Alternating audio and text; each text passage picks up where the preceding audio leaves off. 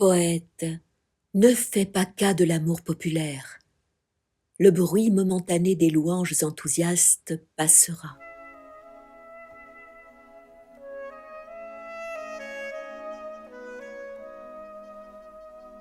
Tu entendras le jugement du sot et le rire de la froide multitude. Mais toi, reste ferme, tranquille, farouche. Tu es un roi, vis seul. Par un libre chemin, va où t'entraîne ton esprit libre, perfectionnant sans cesse les fruits de tes pensées favorites. Ne demandant pas de récompense pour ton noble exploit. Aie leçon en toi-même.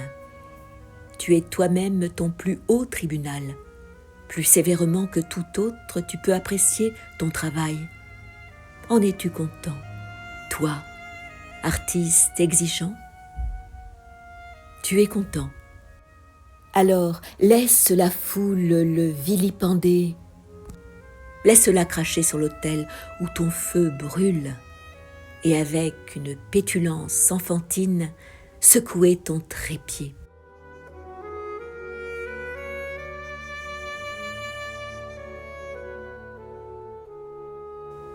Tourmenté par la soif des choses spirituelles, je me traînais dans un désert sombre, quand un séraphin à 6 ailes m'apparut à l'entrecroisement d'un sentier. De ses doigts, léger comme un rêve, il me toucha les prunelles, et sagaces, mes prunelles s'ouvrirent toutes grandes, comme celles d'un aigle épouvanté. Il toucha mes oreilles, et elles furent remplies de tintements et de sonorités, et j'entendis la palpitation du firmament, et le haut vol des anges, et la marche des polypes dans les bas-fonds de la mer, et le développement des broussailles dans les vallées. Et il se colla à mes lèvres, et arracha ma langue pécheresse, pleine d'artifices et de mensonges. Et de ses mains, ensanglantées, il darda entre mes lèvres l'aiguillon du sage serpent.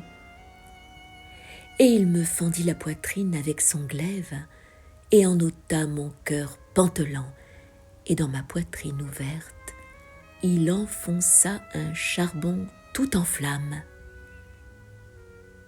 Comme un cadavre, j'étais couché dans le désert, et la voix de Dieu retentit jusqu'à moi.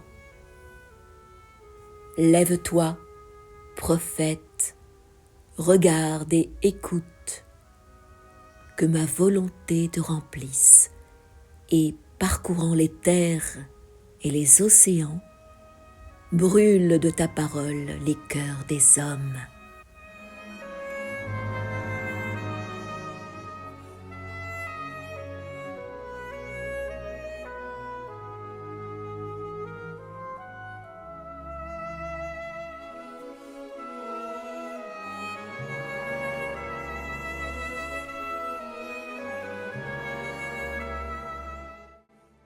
Au milieu d'un désert avare et maigre, sur un sol calciné par l'ardente chaleur, Antchar, comme une sentinelle terrible, se dresse, unique dans tout l'univers. La nature, mère de ces steppes éternellement altérées, le procréant, en un jour de colère, l'a imprégné d'un venin fatal dans la verdure morte de ses branches et jusqu'à ses racines. Fondu par l'ardeur de midi, le venin suinte à travers l'écorce, et le soir, il reste figé en hideuses larmes à demi transparentes. Aucun oiseau ne vole alentour, aucun animal ne s'en approche. Seul le noir tourbillon l'aborde et s'en va pestiférer. Si une nuée errante vient arroser son feuillage éternellement endormi, la pluie, aussitôt empoisonné, découle de ses rameaux dans le sable brûlant. Mais un homme, par un simple regard de commandement, envoya vers l'arbre de la mort un autre homme, et celui-ci, avec docilité, se mit en route, et le jour suivant revint apportant le poison. Il apporta la gomme mortelle et une branche aux feuilles flétries. La sueur coulait en filets glacés sur son front pâlissant. Il la porta, fléchit, et se coucha sur les nattes de la tente. Et le pauvre esclave mourut aux pieds du Seigneur invincible. Et le prince se fit tremper dans le poison l'extrémité de ses flèches rapides, et avec elles envoya la mort à tous ses voisins paisibles.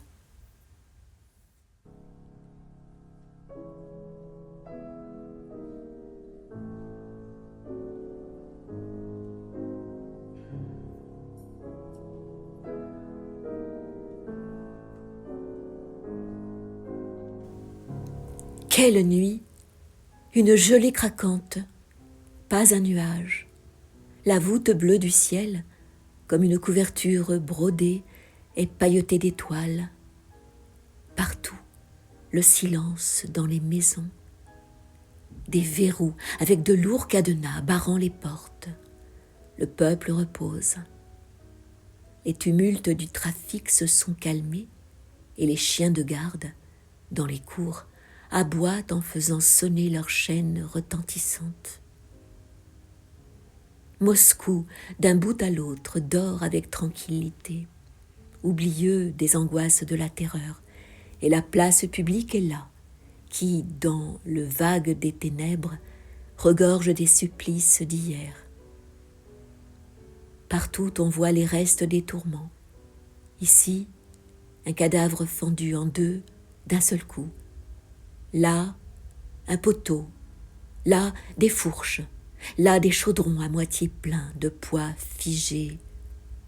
Ailleurs, un billot renversé. Plus loin, des crocs de fer se dressent, des tas de cendres fument encore, mêlés d'ossements. Des hommes que traversent des pales, noircissent tout rigides et ratatinés. Qui est là? À qui ce cheval, traversant d'un galop furieux la place terrible? Qui siffle? Qui parle haut dans la nuit sombre? Quel est cet homme? Un vaillant oprichnik. Il se hâte, il se précipite à un rendez-vous d'amour. Le désir fait bouillonner ses veines. Il dit: mon brave, mon fidèle cheval, vole comme une flèche, vite, plus vite encore. Mais l'ardent animal, en faisant bondir sa crinière tressée, tout à coup s'arrête. Devant lui, entre deux poteaux, sur une traverse de chêne, se balance un cadavre.